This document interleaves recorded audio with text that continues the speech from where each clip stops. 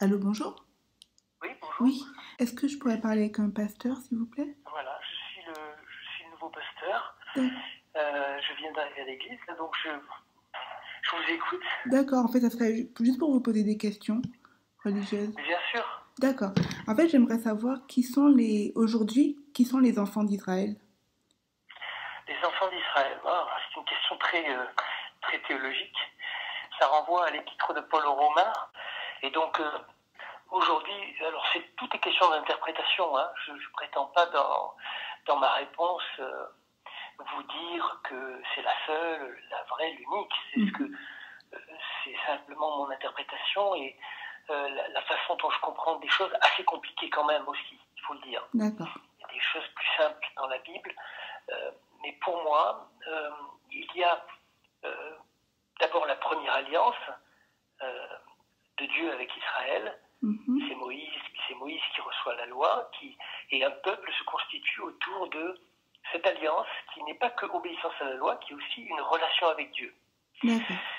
Donc, mais ce peuple-là s'appelle le peuple hébreu d'abord, puis le peuple juif. Mhm. C'est l'histoire qui se fait, cette alliance commence avec Moïse et s'achève avec la venue de Jésus. Et donc cette première alliance-là, elle concerne le peuple d'Israël en tant que nation, vous voyez, en tant que peuple euh, qui, euh, qui, euh, qui est localisé à Jérusalem et dans le pays d'Israël. Donc Mhm. c'est on pourrait dire une alliance un peu matérielle, un peu une vision aussi nationaliste, pas au sens péjoratif, hein, Mhm. nationaliste de l'alliance. Mhm. Et avec le Christ, on voit finalement avec la fin de l'évangile de Matthieu, quand Jésus dit faites de toutes les nations des disciples, on voit qu'il y a un élargissement de la notion de nation, de peuple, un élargissement infini, on pourrait dire universel. D'accord. Et donc, quand l'apôtre Paul, dans l'épître aux Romains, va parler du peuple juif et qu'il va revisiter un peu cette notion, eh bien, il va parler finalement de l'ouverture que le peuple de Dieu aujourd'hui, le nouvel Israël, Mhm. c'est tous ceux qui s'attachent personnellement à Jésus-Christ.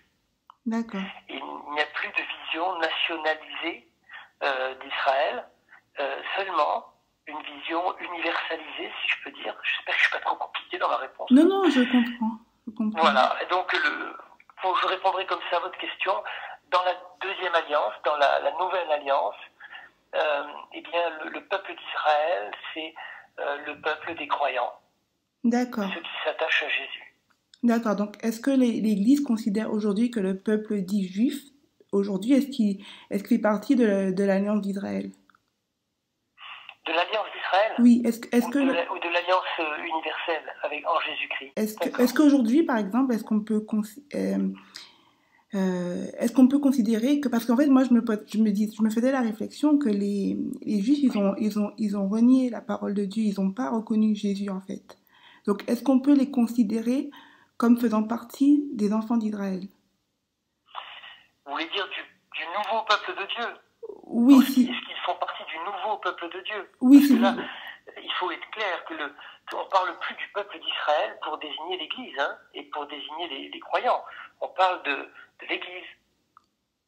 Vous voyez d'accord. ce que je veux dire? Ouais, Donc le nouvel Israël, c'est ouais. l'Église. D'accord, ben, L'Église de Dieu. d'accord. Donc, du coup, ben, d'accord, on va parler comme ça. Donc, du coup, est-ce que les Juifs font partie du nouveau Israël? Voilà. Alors, on entre dans la nouvelle alliance que par le Christ, D'accord, ok. par la foi en Christ. Mais dans l'Épître aux Romains, Paul précise que Dieu n'abandonne pas ses promesses. Mhm.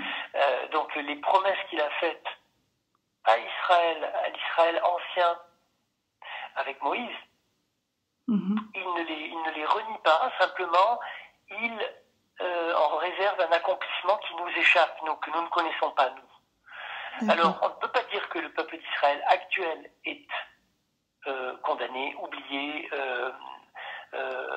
perdu. Mhm. Ça, moi, je ne le dirais pas. Je dirais que Dieu a un